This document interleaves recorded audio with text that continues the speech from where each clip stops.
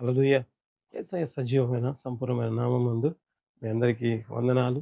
దేవుని అనంతమైన ప్రేమ, కృప, వాత్సల్యతను బట్టి మరొక్కసారి రీతిగా దేవుని మాటలు మనం పంచుకోవటానికి దేవుడిచ్చిన కృపకై యేసయ్య నామానికి మహిమ, ఘనత, ప్రభావములు యుగయుగములు ఆయనకు మాత్రమే కలుగునుగాక. హల్లెలూయా! దేవుడు మరొక్కసారి మనతో మాట్లాడాలని, మనల్ని సరిచేసే దేవుడుగా ఆయన ఉంటున్నాడు ప్రేమైన వాళ్ళరా. హల్లెలూయా! ఎందుకంటే సరైన మార్గంలో వెళితే మన జీవితంలో ఆశీర్వాదకరంగా ఉంటాయి. దీవెనకరంగా ఉంటాయి. అనేక సార్లు మనకు తెలియక నిజంగా బైబిల్‌లో సామెతల్లో ఉంటది గదా! ఒకని మార్గం వానికి సరైనదిగా ఉండును. తుదకు అది ఏం చేస్తదంట, మరణానికి దారి తీస్తది అంట అని బైబిల్‌లో రాయబడి ఉంది ప్రేమలోల. అంటే కొన్నిసార్లు మన ఆలోచనలు, లేకపోతే మనకున్న తెలివితేటలు ఏ రీతిగా ఉంటాయంటే బెస్ట్ మనం చేసేది 100% కరెక్టే అనుకుంటుంటాం. అయితే వాక్యం ఎప్పుడు కూడా దేవుడు ఎప్పుడు కూడా ఏ రీతిగా ఉంటాడు, వాక్యమైన దేవుడు మనల్ని సరిచేసేవాడిగా ఉంటాడు. ఎందుకంటే మనం సరైన మార్గంలో వెళ్ళి నిజంగా ప్రేమైన వాళ్ళరా మనం మేళ్ళు పొందాలని, ఆశీర్వాదాలు పొందాలని, దీవెనలు పొందాలని. హల్లెలూయా! అదే రీతిగా దేవుడు ఈరోజు కూడా మనల్ని సరిచేయాలని ఆశపడుతున్నాడు ప్రేమైన వాళ్ళరా. ఏ రీతిగా అంటే నిజంగా నాకనిపిస్తది. ఏ రీతిగా అంటే అనేక సార్లు మనం ఏ రీతిగా ఉంటాము అంటే చాలామంది చెప్తూ ఉంటారు. ఏమని అంటే, "అయ్యా! మీరు దేవుడిని నమ్ముకోండి. లేకపోతే యేసు ప్రభుని సొంత రక్షకునిగా అంగీకరించండి" అని అంటే, వాళ్ళేం చెప్తారంటే ప్రేమైన వాళ్ళరా, "అయ్యో! మాకింకా సమయం ఉంది. లేకపోతే ఇంకా కొంతమంది ఇంకా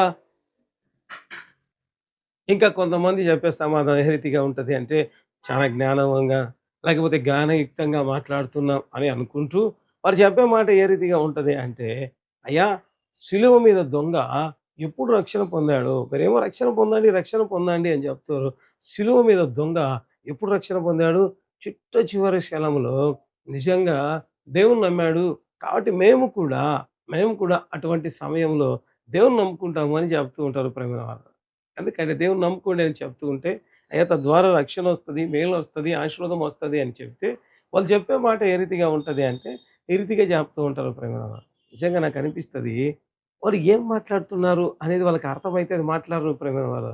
ఎందుకు ఈ మాటలు చెప్తున్నాను అంటే, నిజంగా శిలువ మీద దొంగ ఎప్పుడు ప్రార్థన చేశాడు? వాళ్ళేం చెప్తారంటే, ఆ లాస్ట్ సమయంలో ప్రార్థన చేసి తప్పించుకున్నాడు అని చెప్తూ, మేము కూడా లాస్ట్ సమయంలో చేసి తప్పించుకుంటామని. కానీ ప్రియమైన వాళ్ళరా తెలియనిది ఏందంటే, శిలువ మీద దొంగ 3 మేకుల మీద వేలాడబడ్డాడు. అవమానించబడ్డాడు. నిజంగా బైబిల్‌లో రాయబడి ఉంటది. వారింకా చనిపోలేదని వాళ్ళను కాళ్ళ ఎముకలు ఇరగొగొట్టాడంట ప్రియమైన వాళ్ళు. జస్ట్ ఊరికే ఆలోచించండి. 3 మేకుల మీద 3 మేకుల మీద వేలాడబడడం అంత ఈజీనా? అంటే దొంగలాగా మేము మారతాము ఆ లాస్ట్ క్షణంలో అంటే, ఈ బాధంతా కూడా మీరు అనుభవించడానికి రెడీగా ఉన్నారా? రెడీగా ఉన్నారా? ఆ పెయిన్ తట్టుకోలేక గదా! ఆ బాధ తట్టుకోలేక గదా! అతనికి తెలిసిపోయింది. ఈ బాధ కంటే ఇంకా నేను వెళ్ళే బాధ ఇంకా భయంకరంగా ఉంటదని కదా! ఆ సమయంలో ఆ బాధ తెలిసి అతను దేవుడిని నమ్ముకున్నాడు. నేను కూడా అదే మార్గం గుండా వెళ్తాను అని అనడం ఎంత నిజంగా ప్రవీణ వల్లరా. ఒకవేళ మన భాషలో చెప్పాలి అంటే తెలివి తక్కువతనం అయితదేమో. నిజంగా ఏ రీతిగా ఉంటది అంటే అనేక సార్లు మనం మాట్లాడే మాట ఎంత భయంకరమైన పరిస్థితికి మనం తీసుకెళ్తదో మనకు తెలియదు ప్రేమైన వాళ్ళు. అందుకే యెరూషలేము పిలాతు చేతులు కడుక్కుంటూ ఈ నిరపరాధి రక్తం నా మీద ఉండకూడదని చేతులు కడుక్కుంటే వాళ్ళన్నారు మా మీద, మా పిల్లల మీద ఉండను గాక. తెలియకుండానే ఆ భయంకరమైన శాపాన్ని వాళ్ళు తెచ్చుకున్నారు. ఈ రోజుల్లో చాలా ఫ్యాషనిక్‌గా మాట్లాడుతున్నామని చెప్తూ సిలువ దొంగ ఎప్పుడు మారుమనసు పొందాడు. మేమట్లా పొందుతామంటే ఆ అవమానం, ఆ శిలువ మరణం ఇవన్నీ కూడా మాకు కావాలని ఇండైరెక్ట్‌గా ఒప్పుకుంటున్నారా? దౌర్భాగ్యమైన స్థితి అయితది ఇప్పుడు. కాబట్టి సమయం ఉండగానే యేసు ప్రభు మన జీవితాల్లో అర్పిద్దాం. తద్వారా దేవుడిచ్చే రక్షణనందని పొందడం ప్రారంభిస్తాం. ప్రభు ఈ వాక్యాన్ని దీవించుగాక. తలలోంచి ప్రార్థన చేద్దాం. ప్రేమ కలిగిన తండ్రి, కృప కలిగిన ప్రభువా, జీవం కలిగిన నాయన జీవాధిపతి, మీ బంగారు పాదాలకి వందనాలు, స్తోత్రాలు చెల్లించుకుంటున్నాం.